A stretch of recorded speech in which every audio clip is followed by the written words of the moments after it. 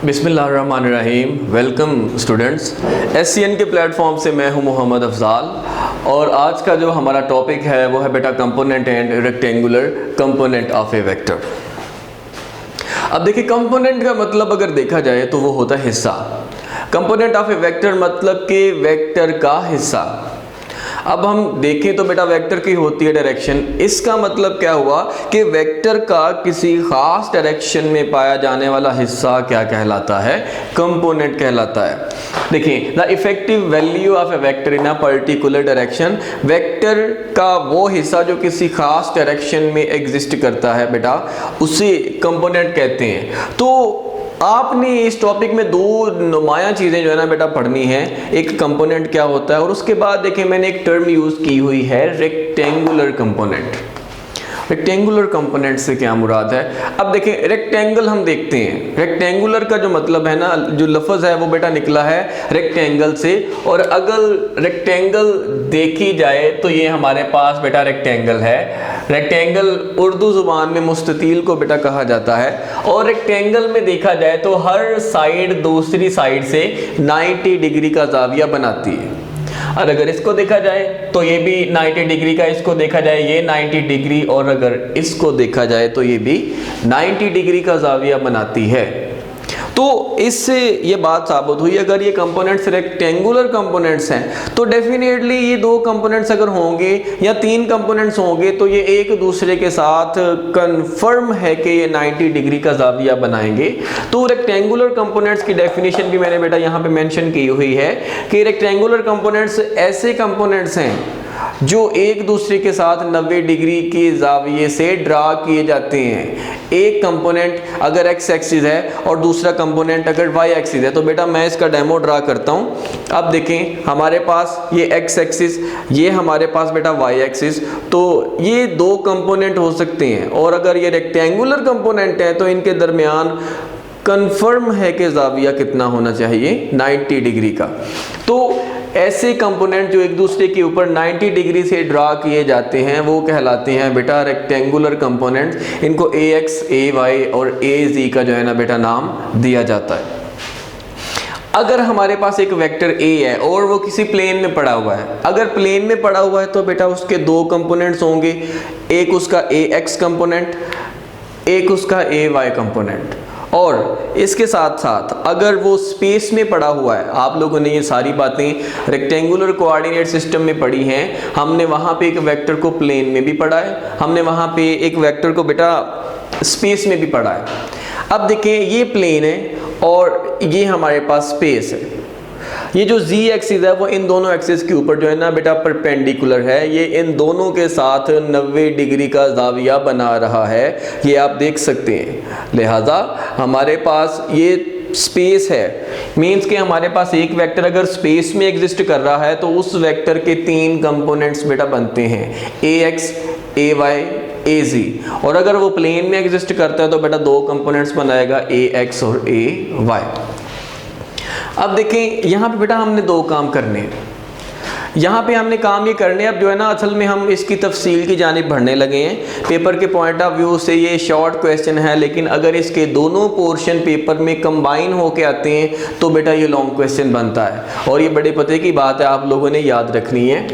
अब determination of rectangular components, हमने अब क्या डिटर्मिन करना है? कंपोनेंट्स। कौन से कंपोनेंट्स? Rectangular components. अब देखें, इस मकसद के लिए बेटा हमारे पास ये एक y एक्सिस है और एक x एक्सिस है, और इन दोनों एक्सिस के दरमियान एक वेक्टर A पड़ा हुआ है जो x एक्सिस के साथ ज़ाविया थीटा बना रहा है। दोबारा सुने, एक हमारे पास बेटा x एक्सिस है, एक हमारे पास y एक्सिस है, और एक इन दोनों एक्सिस के दरमियान एक वेक्टर मैंने प्लेस किया है जो x एक्सिस के साथ ज़ाविया थीटा बना रहा है बल्कि।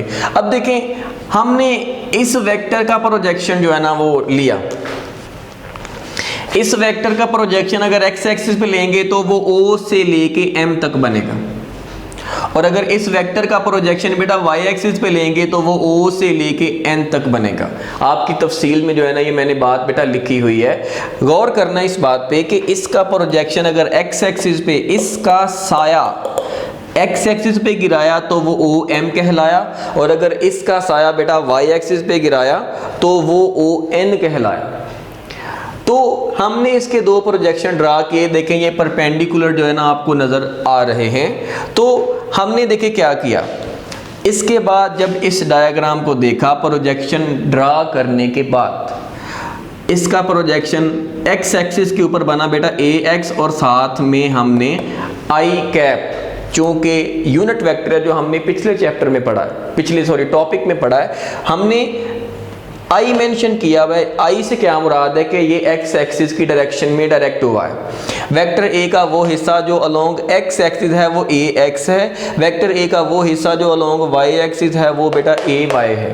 ए एक्स और ए वाई ये दोनों वेक्टर के कंपोनेंट्स हैं। हमने एक वेक्टर को दो हिस्सों में तकसीम किया। आपने पिछली क्लासेस में पढ़ा है रेजोल्यूशन ऑफ वेक्टर, किसी वेक्टर को उसके दो हिस्सों में स्प्लिट करने का नाम रेजोल्यूशन ऑफ वेक्टर होता है। इस वेक्टर के हमने दो हिस्से बनाए ए एक्स और ए वाई, और अगर हेड टू टेल रूल की जानिब हम बढ़ते हैं, अगर ये ए वाई है तो बेटा इसके सामने वाली साइड भी ए वाई ही कहलाएगी, अगर ये ए एक्स है तो इसके सामने वाली साइड भी ए एक्स ही कहलाएगी। तो बेटा देखें अब ये हमारे पास यहाँ से लेके यहाँ तक ए एक्स है, यहाँ से लेके यहाँ तक ए वाई है। ए एक्स और ए वाई दोनों हेड टू टेल रूल की मदद से मिल रहे हैं, और इनका जो रिजल्टेंट है वो बेटा हमारे पास ए है, जिससे ये पता चलता है जो ए है वो कब हमें हासिल होगा, जब हम इसके दोनों हिस्सों को हेड टू टेल रूल की मदद से जमा कर देंगे तो हमें ए जो है ना बेटा वो हासिल होगा। अब चूंकि हम इसके कंपोनेंट्स जो है ना मालूम करना चाह रहे हैं, हमें वेक्टर दिया गया है और इसके हमने बेटा कंपोनेंट्स मालूम करने हैं। उसके बाद हमें कंपोनेंट्स दिए गए होंगे और कंपोनेंट से हम इसका वेक्टर मालूम करेंगे। दो इनवर्स प्रोसेस हैं जी।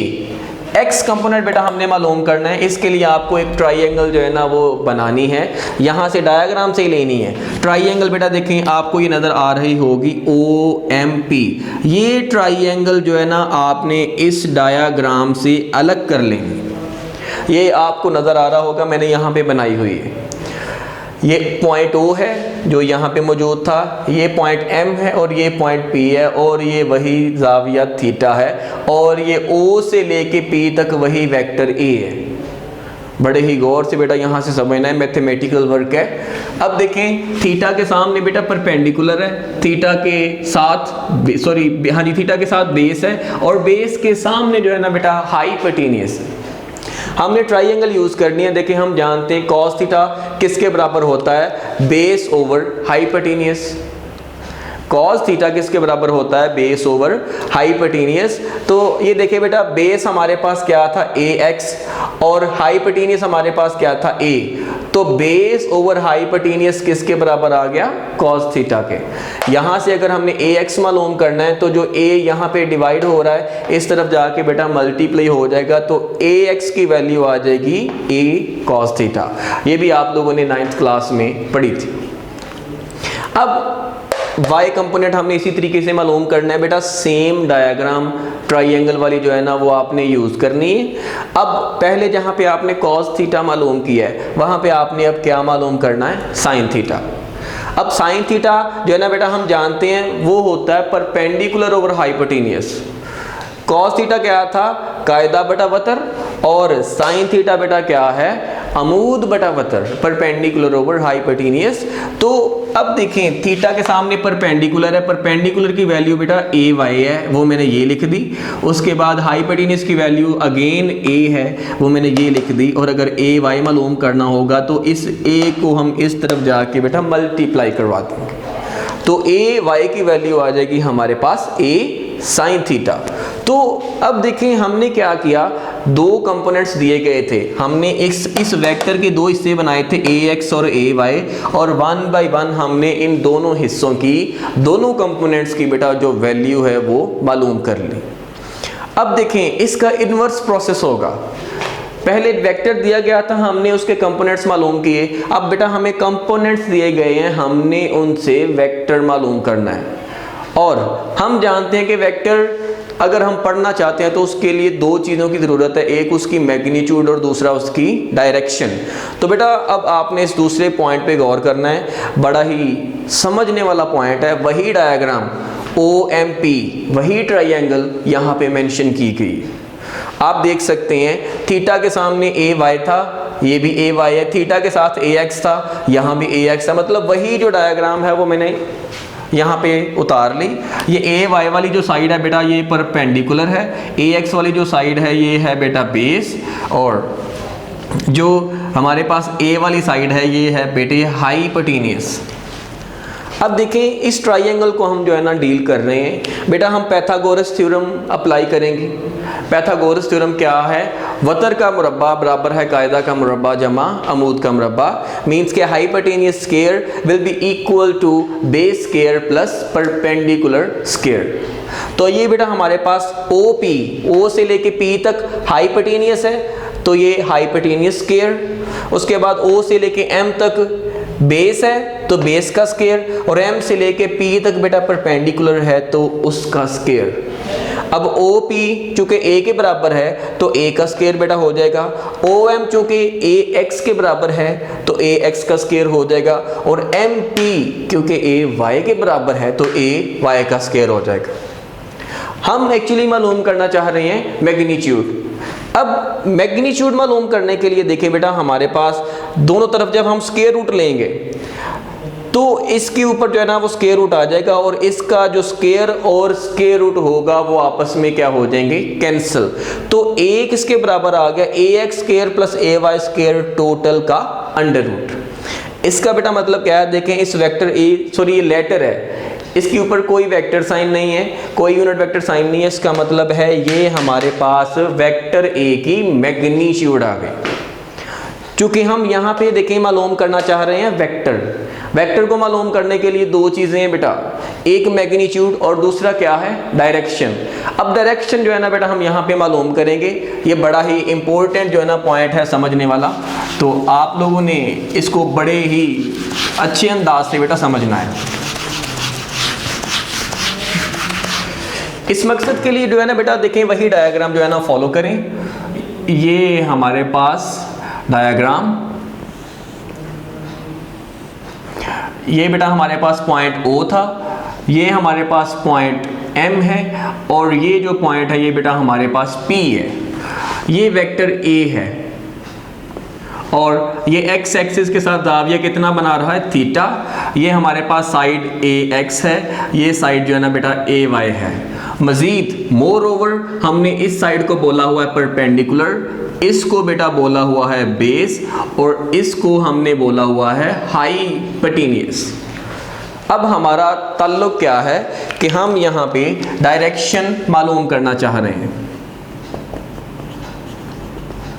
क्योंकि वेक्टर को मालूम करना है हमने, और वेक्टर को मालूम करने के लिए बेटा दो चीज़ों की ज़रूरत है, एक मैग्नीट्यूड और दूसरा डायरेक्शन। हमने मैग्नीट्यूड मालूम कर ली, डायरेक्शन मालूम करेंगे तो हमारे पास वेक्टर आ जाएगा। तो डायरेक्शन मालूम करने के लिए बेटा हमारे पास आएगा tan theta will be equal to perpendicular over base. Perpendicular over base, perpendicular बेटा देखिए किसके बराबर है? AY के, और बेस बेटा किसके बराबर है? AX के। तो यहां से हमारे पास tan थीटा बराबर आ जाएगा AY ओवर AX, और यहां से अगर हमने बेटा सिंपली थीटा मालूम करना हो तो ये हो जाएगा tan inverse AY by AX। तो ये देखिए चीज हमने बेटा मालूम कर ली, यहाँ पे ये कहलाएगी डायरेक्शन। जाविया थीटा बता रहा है कि वेक्टर A किस डायरेक्शन में जो है ना मूव कर रहा है। क्लियर? जाविया थीटा बेटा बता रहा है कि वेक्टर A किस डायरेक्शन में डायरेक्ट किया गया, मूव नहीं कर रहा, क्योंकि वेक्टर मूव नहीं करते, सॉरी। तो ये चीज बेटा हमारे पास है डायरेक्शन। वो हमारे पास था बेटा मैग्नीट्यूड, मैग्नीट्यूड भी आ गई, डायरेक्शन भी आ गई। इसका मतलब है हमने वेक्टर मुकम्मल कर लिया है। तो देखें पहला स्टेप क्या था कि दिए गए वेक्टर से आप कंपोनेंट्स मालूम करें, और दूसरा स्टेप क्या था कि आप दिए गए कंपोनेंट्स से दोबारा वेक्टर मालूम करें। तो ये बेटा हमने वेक्टर मालूम कर लिया। इसको आप लोगों ने बड़े ही अच्छे अंदाज से समझना है और इसको अपने पेपर के लिए जो है ना बेटा तैयार करना है। ये बेसिक चीज़ है, नो डाउट आप लोगों ने मैट्रिक पे पढ़ी हुई है, मैट्रिक लेवल में पढ़ के आए हैं, लेकिन ये यहाँ पे थोड़े और अंदाज से जो है ना बेटा बताई गई है, लिहाजा इसको बड़े ही अच्छे तरीके से आप लोगों ने ज़हन नशीन करना है। और अभी तक आप लोगों ने अगर हमारा चैनल जो है ना बेटा सब्सक्राइब नहीं किया तो वो चैनल सब्सक्राइब कर दें और बेल आइकॉन को प्रेस कर दें, ताकि हमारा और आपका जो कॉन्टेक्ट है बेटा वो कंटिन्यू रहे। अल्लाह हाफिज़। इंशाल्लाह इसके बाद हम पोजीशन वेक्टर और उसके बाद vector addition by rectangular components हम अगले लेक्चर में पढ़ेंगे। अस्सलाम वालेकुम।